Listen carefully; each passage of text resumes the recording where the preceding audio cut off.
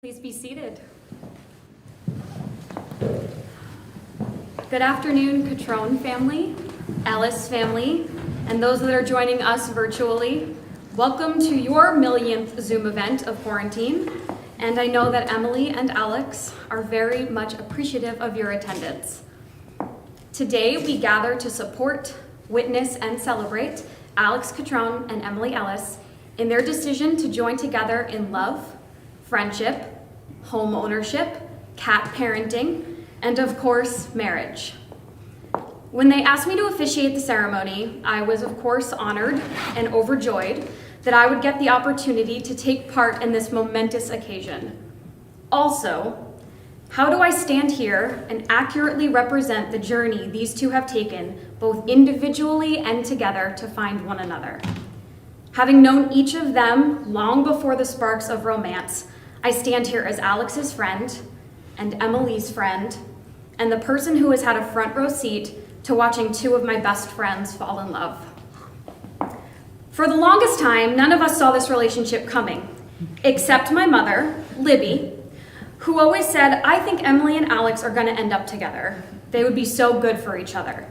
And moms are always right. Emily and Alex are very different people. Alex is a dreamer. He wears his emotions on his sleeve. He's romantic and thoughtful, while also still having a love for play and adventure. He's the type of person who runs through the Magic Kingdom to buy an overpriced mug for a girl he just started seeing because she said she liked it. Emily is reserved, logical, and independent. She is calm in the most stressful moments. She waits to make decisions, but when she does, she's all in. I remember sitting in a pedicure chair, sipping a coffee, when Emily casually told me that Alex's house buying adventure went from a him thing to a them thing. I didn't even know she was considering moving out of the city, let alone buying a house, but that's Emily. Quiet in her thoughts and dreams until she's ready to make moves. She lives in the now. Their house, in my opinion, is the most perfect combination of their two personalities. Alex looks at their home and sees all the future plans, the garage, the upstairs bedroom, the extension off the kitchen. Emily looks at their house and sees the family of deer living in the backyard and the joy of watching the cats chase each other around the house. They discuss both the current and the future house with the same level of respect, love, and excitement. They dream of a future together and live in the moment together. They are both equally happy in the silence of the backyard and the chaos of the kitchen. It's their house with their daydreams and their quiet logic. Alex, I have seen you stage manage a show like a boss, mentor students who love you, kill it at your job, and find a passion for arts administration. We have grown up together over the last 8 years, but I have never seen you happier than when you and Emily are eating dinner on the couch. Emily, I've seen you get a master's degree, have 17 jobs. I've seen you create magic on stage and navigate your way around a suburban lifestyle. I've watched as you've learned to cook and have been by your side as we have navigated adulthood together. But I have never seen you happier than when you sit outside around the fire pit and Alex grabs your hand. My wish for you both, as your friend and your minister, is that you continue to find joy in the little moments, that you always honor your differences and help each other grow. You are about to navigate this whole new chapter of life together, and I can't think of better people for my friends to end up with. Music is a huge part of Alex and Emily's lives. Look at where we are. Alex and Emily's lives are surrounded by beautiful music, eloquent orchestras, and parents who sing or play instruments. Music is one of their love languages, and so it seems only fitting that they choose to use song lyrics as a reading for today's ceremony. The Book of Love by Peter Gabriel. The Book of Love is long and boring. No one can lift the damn thing. It's full of charts and facts, some figures and instructions for dancing. But I love it when you read to me, and you can read me anything. The Book of Love has music in it. In fact, that's where music comes from. Some of it's just really dumb. But I love it when you sing to me, and you can sing me anything. The Book of Love is long and boring and written very long ago. It's full of flowers and heart-shaped boxes and things we're all too young to know. But I love it when you give me things, and you ought to give me wedding rings. And with that, I invite Alex and Emily to share their vows with each other.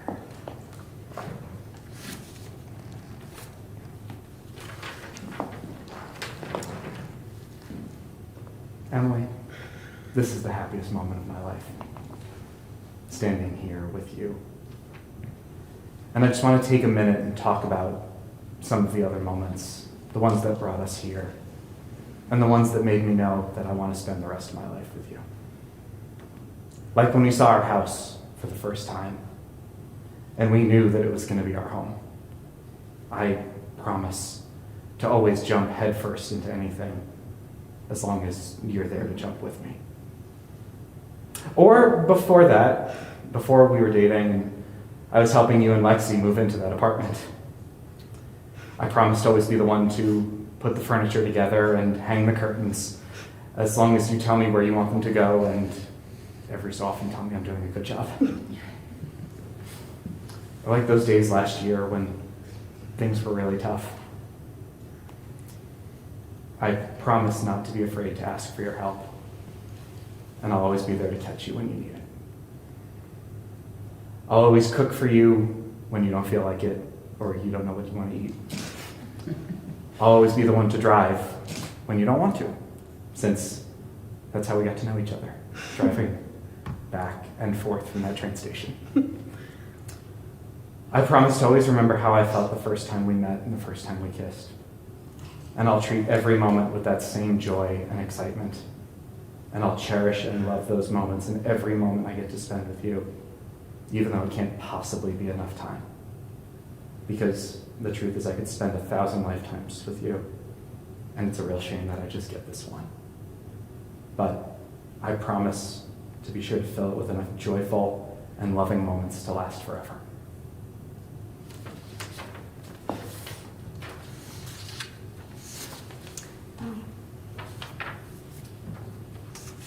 Alex, I love you.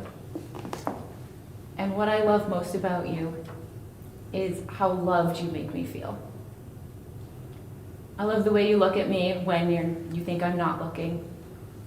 I love how you're always supportive of me in any endeavor. I love how much I can put my trust in you.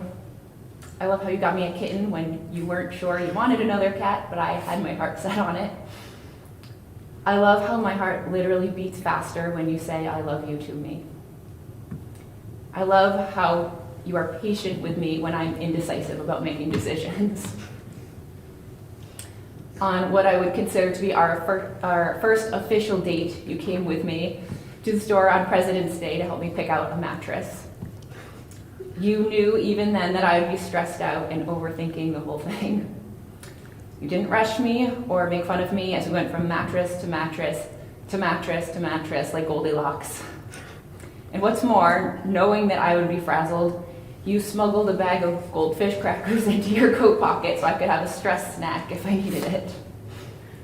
And that day, with your help, I did pick a mattress. And that mattress has become our bed. in our home, now shared with our cats.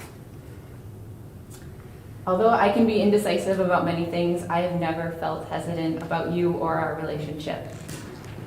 Your unwavering support and devotion makes me have no doubts that you are the person I want to stand by my side now, again next year, and forever. I promise to love you, support you, pick you up when you're down, parent cats with you, and even help you make our bed. I choose you, no stress goldfish required.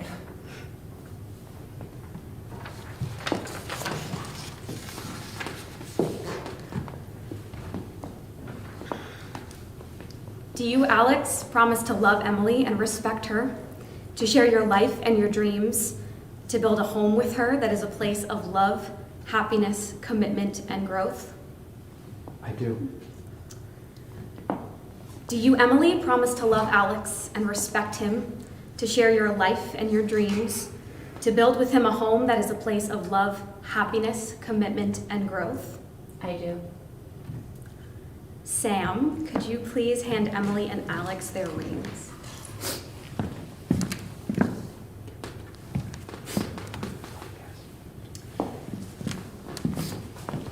People often say that wedding bands are a perfect circle with no beginning and no end. But these rings did have a beginning. The stones were formed long ago, deep within the earth.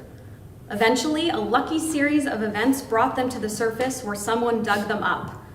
The metal was then liquefied in a furnace of 1,000 degrees, molded, cooled, painstakingly polished.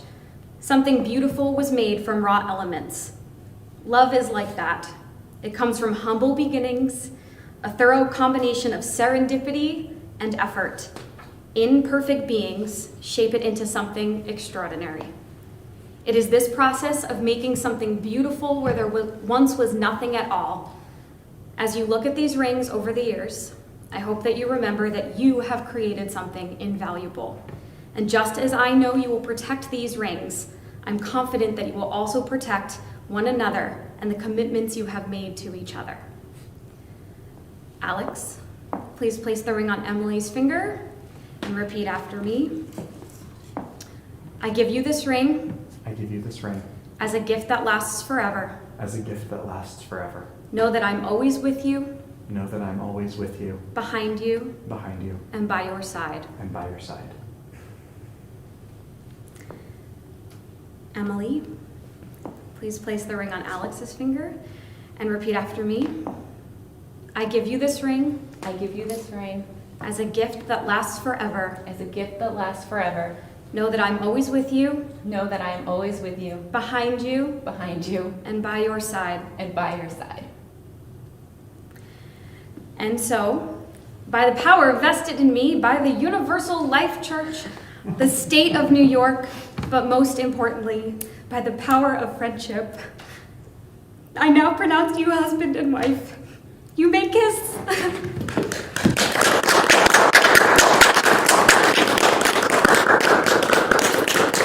I present to you the married couple.